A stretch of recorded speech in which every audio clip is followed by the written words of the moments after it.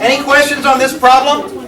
Nah, simple. Okay, it's pretty straightforward, right? Yeah. Okay, your answer should be 11. Answer. these two give you a force this way. Yeah. These two give you a force this way. Okay, which one's bigger? That way. The one that goes down. Down. It's the one that goes down. Well, that's a That's positive. distance. Oh, wait. Yeah, I the thought one it that's was down there. positive, negative, negative charge. Isn't it positive, positive, negative? Yeah, it is. It is. It is. No, yeah, down is bigger. I gotta copy the problem. Okay. Yeah. Got it. Sorry. Mine's in my journal. I need to write it down. Because it's All right. 2 squared. If we use this one as our standard, okay? Okay? What changes when I go to this set? I get 3 times the charge, correct? Yeah. So one of these gets tripled, but I also double the distance, right? But the distance is squared.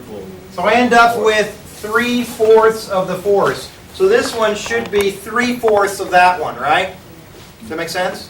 When I do this pair, then I compare this pair to it, this one should be smaller. So I ought to end up with a net force somewhere down this direction, and the angle here should be greater than 45, right? Should point more downward.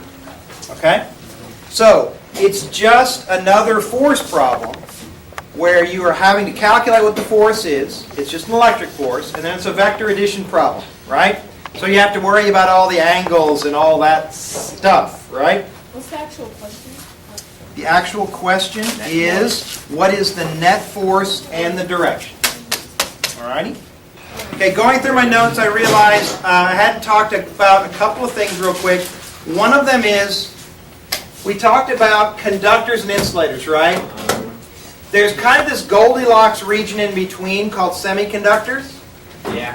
Semiconductors are a region where they are conductors, but they have a sizable amount of friction, resistance, right? Yeah, so the key thing is that it's just the right amount so that you can control where the charges go. All right? They can move, and you can control where they go. Silicon Valley. Yes. So silicon, germanium being the biggest ones of them. But it's important because if you put a charge on a piece of metal, it immediately flies to the outside edges because the forces push them apart. And so there's no net charge left on the inside. It all gets shoved to the outside really quickly. And if you walk by it with a charge, like if I charged up a balloon and just walked by the thing, then what would happen is that the charges would all shift, and then they'd shift back when I went by. All right? Because there's so little resistance to their movement. You know from chemistry that there's this electron cloud of this sea of free electrons on the outside of metals, right? Okay, in conductors, it's that way. In insulators, they're all trapped and they can't go anywhere. All right? So you can't do anything with those except to keep charge from moving. So semiconductors are in between, and they're important for electronics because we can send charges around one at a time where we want them to go. There's the opposite extreme, even more so than conductors, called superconductors. Turns out there are different types of superconductivity. The kind that we're most familiar with probably is when you get down to the super cold. When you get really, really cold, there's no resistance in some metals at all. Okay? And so what happens is you can start charge moving and it won't stop moving. Okay? It'll move forever. They've set up some experiments where they've started a current in a loop of wire and kept it really cold, and they've come back months later and it's still the same current. Okay, going around. Now if you want that current to do anything, then you'll be sucking some of the energy out of it and it will stop, right? But the advantage of superconductors is it allows you to produce not only high currents, but you can with little resistance, but also allows you to produce tremendous magnetic fields. All right. So anyway, superconductivity occurs when you get down in general below a certain critical temperature, and then the resistance drops to zero. In fact, in all metals, if you just cool them off, the resistance goes down. And then when you hit special temperature, it goes to zero. All right? Now, we've talked about induction, right? So, here you go. Explain this behavior to me. I have a charged object right here. And I bring another object close to it, like a really small object, all right? The small object is neutral. Okay, what does the large charged object do to the neutral object? Charges. Why does it attract it? Because of temporary induction. If this is all charged up negative, then this thing will polarize, right? Yes. And the positives on it will be drawn this way, and the negatives will be pushed to the backside, and you'll have a difference in distance, a separation of charge. Now that's temporary, right? But that difference in distance causes a difference in attraction and repulsion. The attraction force is greater than the repulsion force, so any neutral object that's polarized will be attracted. So it'll fly towards it. Okay, it flies towards it. Once it hits it, what happens? Charges start moving. Okay. It shares charge by contact, right? So what charge will this thing end up? It'll end up negative. So wait a minute. If this thing flies over here, it ends up picking up negative charge, then what will it do? Go away. Yeah, it'll be repelled and it will fly away. Okay? It will fly away, never to return. Okay? Okay, so wait, it gains negative charge and then it repels? Yeah, by contact, it gains negative charge. Let's talk about this crazy thing called electric field. Now, we talked about this briefly last time, right? Didn't we? Or am I confusing my classes? Okay, so let's talk about this then. If we have a charged object here, and we have another charged object here, we have a real dilemma. The question has always been, what is the mechanism that, how does this one affect this one?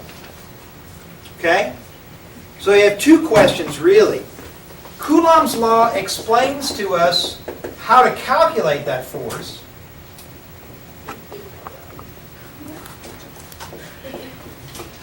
But it doesn't give us the mechanism on how it really occurs. All right, we have two questions. How does this occur, number one? And number two is if I move this one from here to here, It's only your turn. when does this one know? Okay? According to Coulomb's ideas, the thought was that it would know instantaneously. Okay? Like for instance, when I walk from here to over here, when do you know? Like Speed when of you're light. doing it? Yeah. Do you know instantaneously? No. Not really. Because it does take some time for the light to get to you. And then we have to recognize it. And then you have to register it in your eyes. You actually have to set off the rosin cones in your retina, and then it has to send the signal to your brain, and you have to process it. So yeah, almost instantaneously, but not instantaneously. Now, but we're talking about a delay of information, right? Okay, now, think. You've been at a big sporting event or a big venue where something is occurring near the other end, and you can see it happen before you hear it happen. Right? Okay? Because the speed of light information speed is much faster than the speed of sound information speed, right? And lightning. happen at the Yeah, same another time. example is lightning. You see the lightning, wait for it, and then you hear it, right? Count how many seconds. Yeah, and actually because the speed of sound is approximately 300. 300 or so kilometers per second. For every 3 seconds, it's a kilometer away. Or it's about 1/5 of a mile a second. Okay? So for every 5 seconds, it tells you how many miles away it is. All right? So if you see a flash and you hear it instantaneously, lay down. Right? Because you're about ready to get struck by lightning, right? It's real close. Yeah, that's cool. I can tell. Hey, what's even better though is by induction. Here you are. Here's a house. Here's you. It's Here's a big dark cloud. storm cloud that's charged up. And you know what? I don't remember which side is which.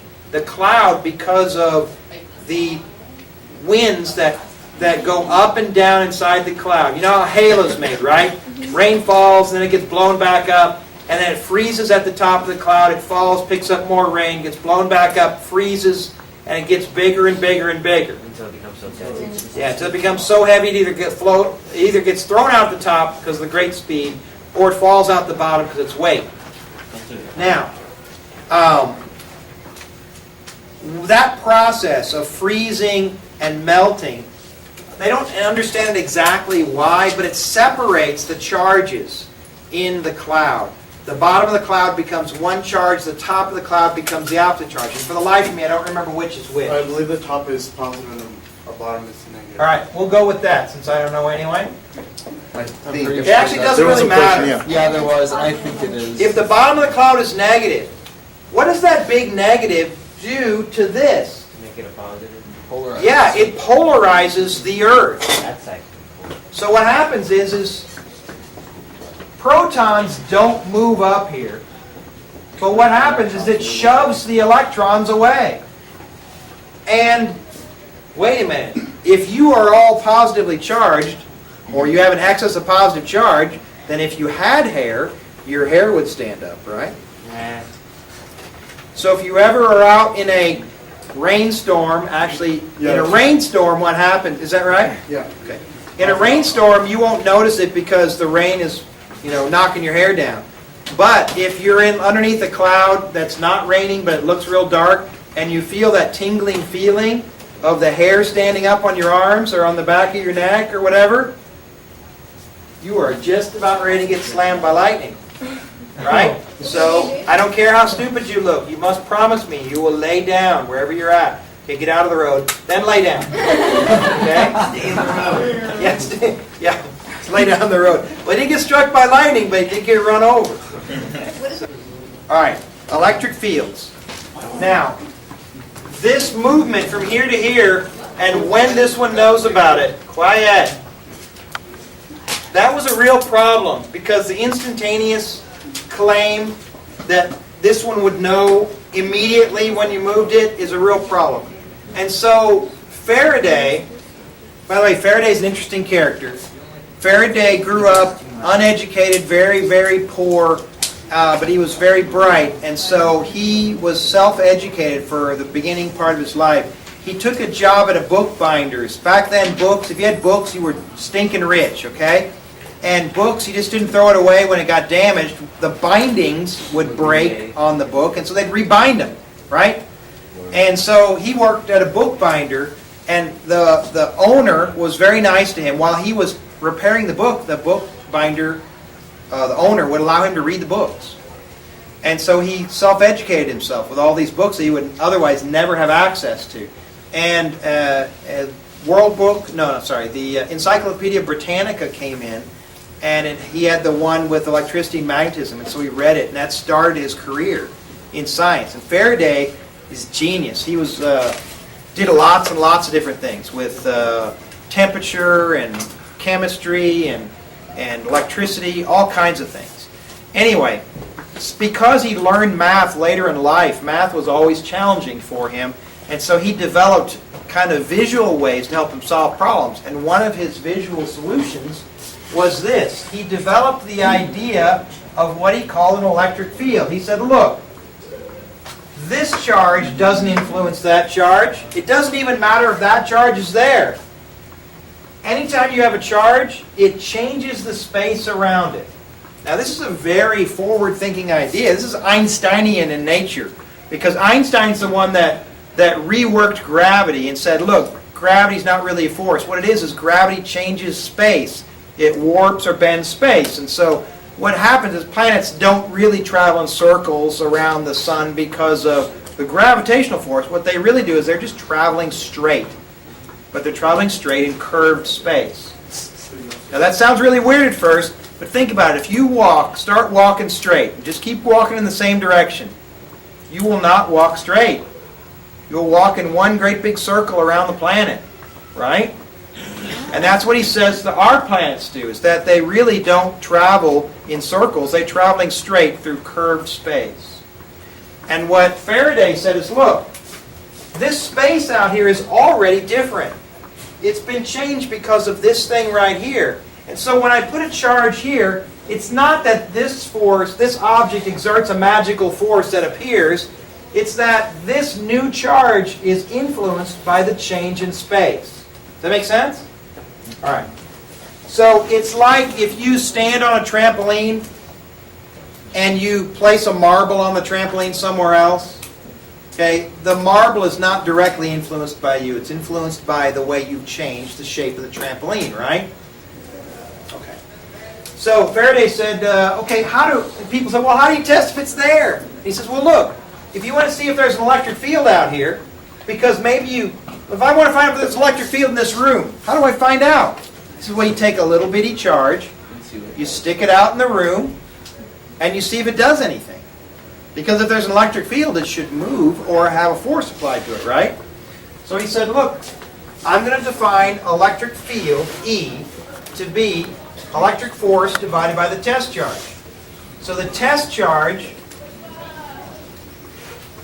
must be positive. Why positive? Because you got to pick positive or negative. And so to make sure everybody's using the same sign convention, we choose positive. Now what that does is that sets the direction of the electric field. All right? So if I was to put a little tiny positive charge right here, my little test charge, which way would it receive a force? Away. So the electric field will be in that direction. Okay? Now how is the electric field here and the electric field here different? Yeah, you get a bigger force here, so the electric field here should be bigger, and when you're out here, the electric field should be tiny. All right? Now, why do we have to use a small test charge? Because there could be a really electric field. Because the test charge itself will make its own electric field. So therefore, you want your test charge to be tiny so that it doesn't overpower the existing electric field. Okay? So it doesn't influence it. Or influence it as small as possible. It's like when you're sick and they take your temperature. Give you a thermometer. Right? Thermometer will lower your temperature. Thermometer lowers your temperature because it sucks some of the heat out of your body to measure your temperature. Right? Now in most cases the thermometer is small in comparison to you. Right? So it's insignificant. So it's insignificant. But if you take a thermometer to measure the temperature of a drop of water, then by measuring the temperature of the drop of water, you would change the drop of water's temperature, right? Does that make sense? So we want this to be as small as possible. Okay? Generally speaking, we like it to be orders of magnitude smaller than what we're trying to measure. All right.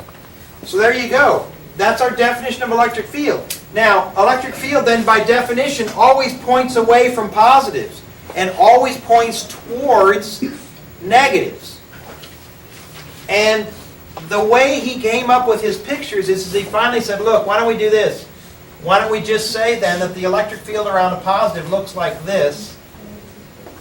Because he really had a couple options. He could have done something like this where he had all these different arrows, you know, and they're all over the place. But that gets really messy. So to clean up the drawing, we just draw the direction of the electric field.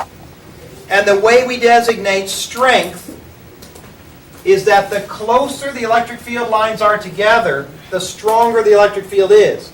And the farther they get spread out, the weaker it is. So if I had an electric field that looked like this,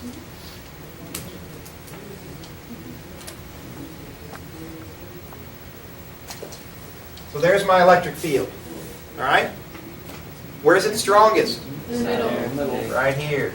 Okay? Also, if that's my electric field, if I was to put a positive charge right here, and then a positive charge right here, which way would this one receive a force? Well, remember it's set up for positive charges, right? So the force is always going to be tangent to the path, but positives will go with that. So the electric force will be this way. And right here, the electric force would also be tangent, and it's going to be this way. But this force should be less than this one. So So I should make this one smaller. Because the electric field is weaker out here, right? Okay, but trick question. What if I put a negative charge right here? Which way will it receive a force? Okay, tangent to the path, but instead of with the electric field, it's going to go opposite. So it's going to be tangent but opposite. So there's the electric force for that one. All right? So the electric field explains several things. It explains how charges interact. It also gives you a picture of what the forces are going to look like. And the last thing that it does is it solves this problem of when you move a charge, when do the other ones know? Faraday said, look, this electric field propagates out from the charge, but not infinitely fast. It has a speed to it. Okay, so when you move the charge from here to here, the charge over here doesn't know immediately, not until the information gets to it. Guess how fast that information travels? Speed of light. Travels at the speed of light. Okay? Travels at the speed of light. So like if I take a charge, and this is what they do at a radio station, they have their antenna, and they send charges up and down this antenna, oscillating up and down. And what happens then is when the charge is up here, the electric field looks like this. But when they move it down here, the electric field now is radiating from this spot, right? And if you do that over and over again, what you end up with is you cause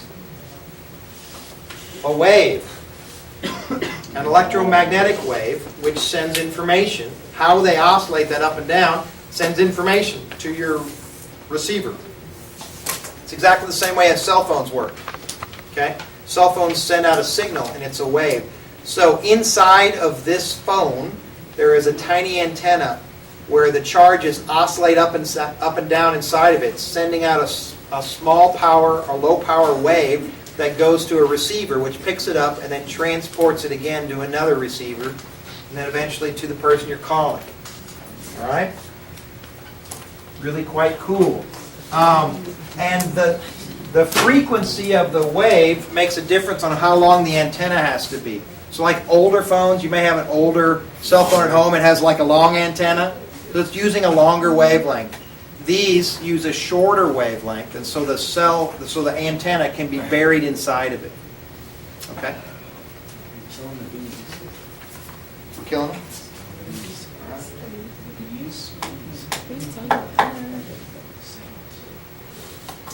All right, now. They make them get lost and they can't find their way back to the hive when they die. Oh, the waves? Yes. All right, everybody. So random. Electric field. F over Q. Electric force over Q. All right, but what if our force is from a spherical charge, a point charge? Did you get it? What are you good for if you can't get it? Okay, we take this one, we put it in here. Watch, because you need to be able to do this. This is not on your equation sheet. 1 over 4 pi epsilon naught Q1 Q2 over R squared over the test charge. Okay, now wait a minute. This charge will be one of That's not the the final Q's. equation. We're not done yet. We're not done yet. Not dead yet. This Q right here is one of the two charges, right? If this is the charge I have, and I bring up a little test charge right here, one of these is the big charge, which I'll call Q, and the other one is the little test charge. So look what happens to the test charge. Goes away. It goes away, and I'm left with the electric field caused by a point charge or a spherical distribution of charge is equal to Q1 or KQ over R squared, or 1 over 4 pi epsilon naught Q over R squared. So this is for a point or spherical charge. That's how you figure out the electric field for it. Okay? That is not on your equation sheet. This is on your equation sheet. And this is on your equation sheet. Yeah, the answer is it should be now, right? Make sure you write it down. Okay, as one of those that you'll need to memorize or be able to find. It's not that hard to find, right? All it is this one divided by Q, right? Piece of cake. Do we need to know the epsilon in that one, or can we just use that K? This is the same as K. I'm going to write it on the board with K and this way, over and over, different ways, just to make sure that you're not excited when you see this one. And what's capital Q? What's capital Q? Capital Q is the charge that is making the electric field.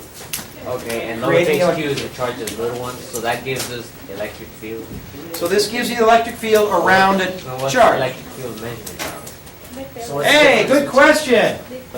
The question is what the heck is the unit for an electric field? All right, no. All right, what's our unit for force? Five. What's our unit for charge? Coulomb. So what's our unit for electric field? Newton. Newton per coulomb. Newton per coulomb. This is a vector. So all that vector math we must abide by. All right? So both those equations find the same thing. Yes, this and this find the same thing. It's just that this is going to be the one you're going to use a lot. All right? All right. Now,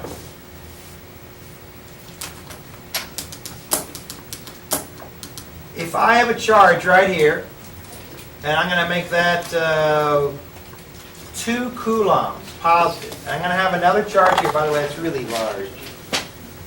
And I have another charge right here. I'm going to just make that 2 microcoulombs. That's too big. And I have another charge here, negative, that is 1 microcoulomb. Positive here, negative here. Okay? Okay, talk to me about the electric field inside here. What's the electric field right inside there going to look like? Like these and then. To the right. Like these and then like to the These? right. Because we're looking at it for positives. I can draw it, I can explain it to you. All right, well, let's do this. Yellow. What's the yellow electric field going to look like? Like these. Just It's going to look like this, right? It's going to go away.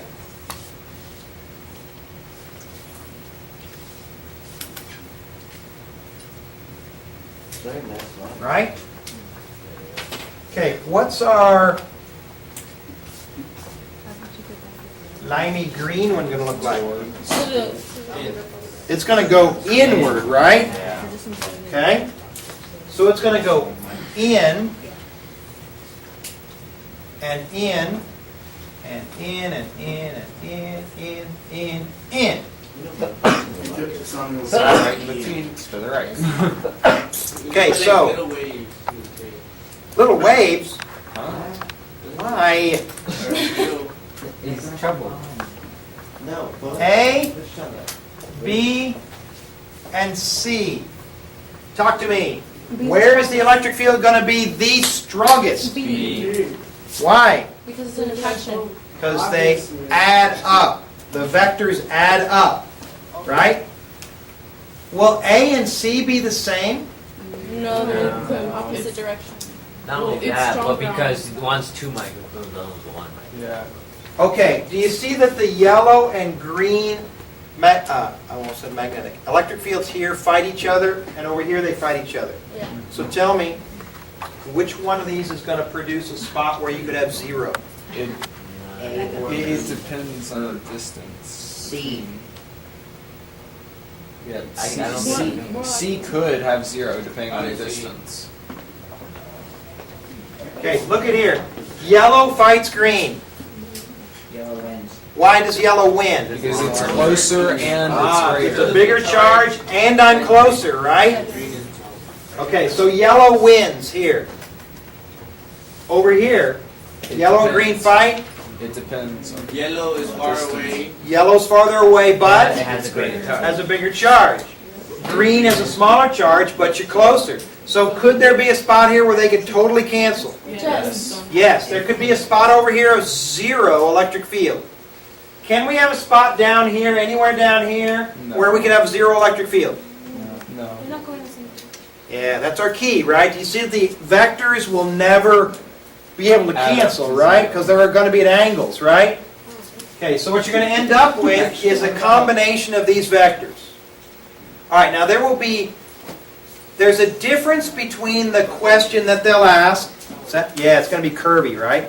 Now, that's called an electric field diagram. Okay, hang on, back up. They could ask you two questions. Question number one, if they say, okay, I've got a 2 microcoulomb charge here, I've got a -3 microcoulomb charge here, and they say right in the middle, right in the middle at this spot, calculate what is the electric field. Okay, if they say, what's the electric field right there? How are you going to do it? You need the distance.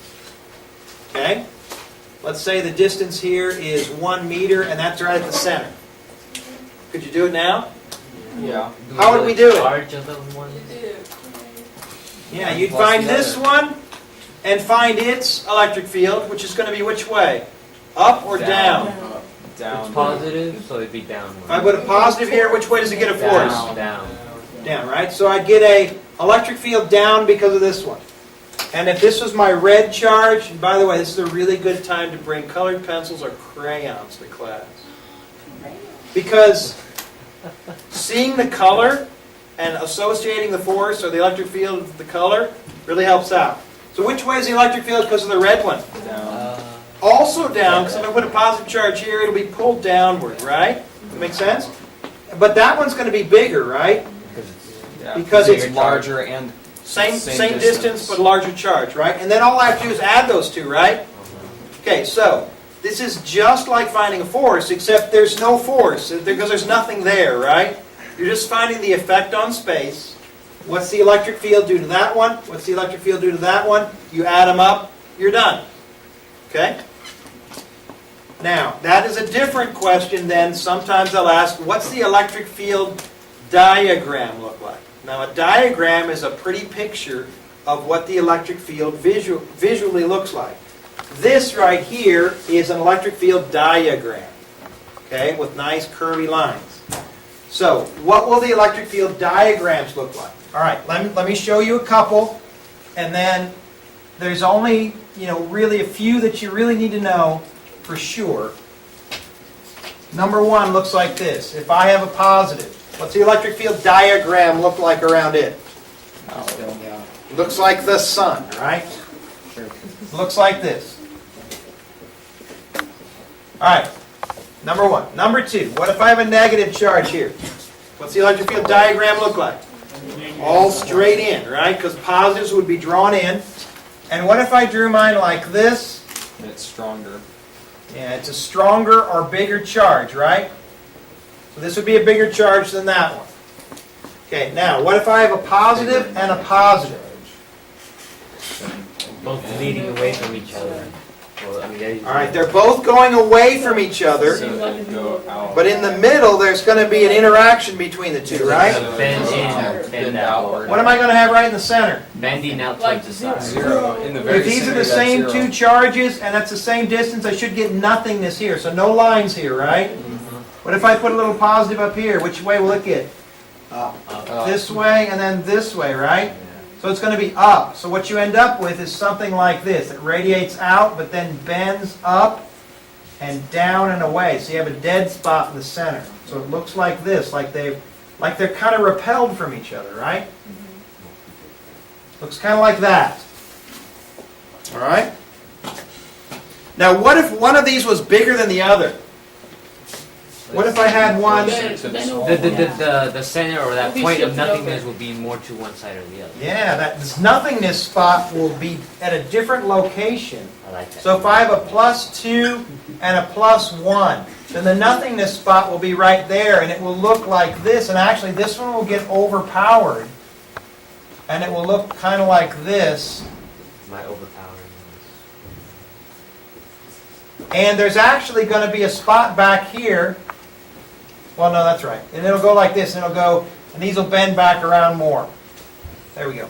So it'll look like that. Because this one will be stronger than that one, and so it'll bend them over further. Okay? Probably don't have to know that one.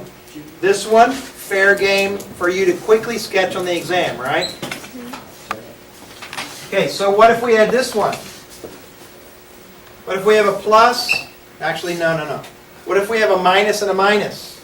The same thing as the plus. Minus and a minus. What's that going to look like? Same thing, the arrows are just. Same thing, just the arrowhead is different. Except they go. Rotate it. It's going to be identically the same, but this time the arrows come in instead of going away, right?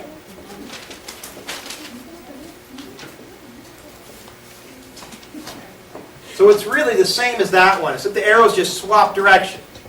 Okay, now, what if you have a plus and a minus?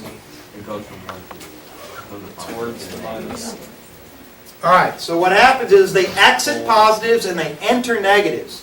So they exit a positive and go straight to the negative. This one goes out, but then curves down into that one. And so it looks like this. Get it? So some of them can't. No. What happens when the one is going that way?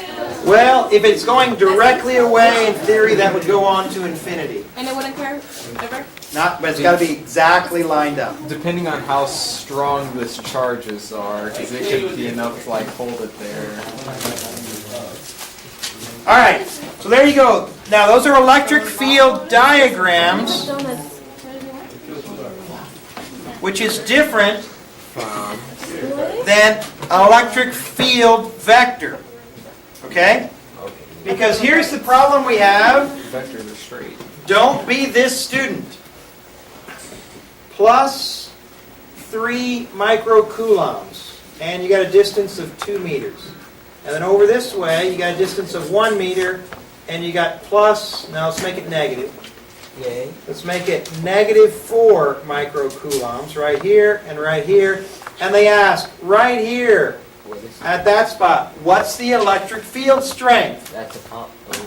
Is that asking for a pretty picture or for a single vector at that point? Single vector. Single vector at that point. Don't be the person that draws the pretty diagram. Okay. We want the electric field. What is the electric field? That's a vector, right? So real quickly, let's calculate this one. What's the electric field at this spot?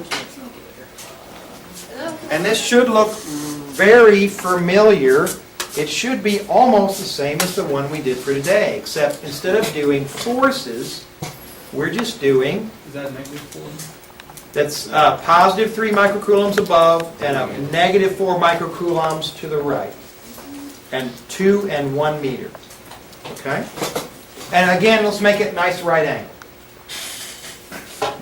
Now, do they have to give you a right angle? No. No. 45, 60, 30, or... That depends on whether it's on the calculator section. Yeah, if it's on the free response section, they could give you any angle they want. But on the multiple choice, that would certainly be one of those special angles, though. Okay, for this one right here, I shall make this the teal charge. And the teal charge, the electric field, for it, is KQ over R squared. That's 9E9, 3E negative 3E negative 6 over 2 squared, right? So you get what? 6,750 what? Newtons per coulomb. Newtons per coulomb. And which way will that be? Down. Okay, away or down. All right, so 6,750 newtons per coulomb. Okay, let's make this one the red charge. The red charge will give us an electric field of 1 over 4 pi epsilon naught Q over R squared. That's 99. Negative 4. Okay, do I need to put the negative in? No. Okay, I'm just going to put the positive because you know what? What direction is it going to be? That way. This way, right? Because it's going to be toward the negative. So it's going to be this way. So I already know the direction, right? Please be careful of those positives and negatives because this always messes up students. This is a positive answer, but positive in this case means down. This is a negative answer. But the negative in this case means to the right. Which normally are positive. Yes. So you might really want to take the absolute value of these and decide the direction. Because the direction they're giving you is a radial direction, either toward or away. Well, see, when I input the charge, I never put a negative or positive. Yeah. I just put a positive. Now, when we get to electric potential energy, positive and negatives are going to be really important. But in here, positive and negative just tells you the direction. So you can find the magnitude and decide the direction, right? So this is 4e negative 6 over 1. You end up with 36,000. That's huge. 36,000 newtons per coulomb. It's not really that huge because you're only going to have a small coulomb thing there. You're gonna have, so you'll multiply that by something times 10 to the negative 6 if it's right per coulomb. Yeah, so it sounds really big. So, everybody, is it possible to have a really large electric field? Yeah. Sure. But like you said, you're only going to be putting something with a small charge there probably, because a 1 coulomb charge is ginormous. Like a lightning bolt, you're talking 10, 100 coulombs, okay, of total charge. So, I mean, most of the time we're talking micro, nano coulombs, millicoulombs at most probably, okay? So, most of ours are going to be small amounts of charge. All right. Now, everybody, look. Once we get our individuals, it's a vector like any other. And just find that. And all you do is, now it's all mechanical, geometry, trigonometry work, right? You Pythagorize it, and you find the angle. That's it. Since when did that become a word? Okay? Pythagorize it. Is that actually a word? It is for us. Like GT. Remember I said that when you put charge on a conductor, it all flows to the outside. Okay? There's a reason for that. Once the charge reaches stability and it's static, this has a really big implication for electric field. Okay? Because once this is static, there cannot be an electric field inside. Because if there's an electric field inside the conductor, and by definition a conductor allows charges to move, if there's an electric field, what will the charges do? Move. They will move. And since this is static, it has reached equilibrium. What does that imply? There cannot be an electric field inside.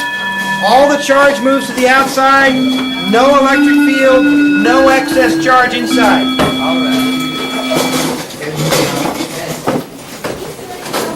All right. Hey, you have enough information to do all your e-homework. Except for one. No, two maybe. Okay, so one of them, it tells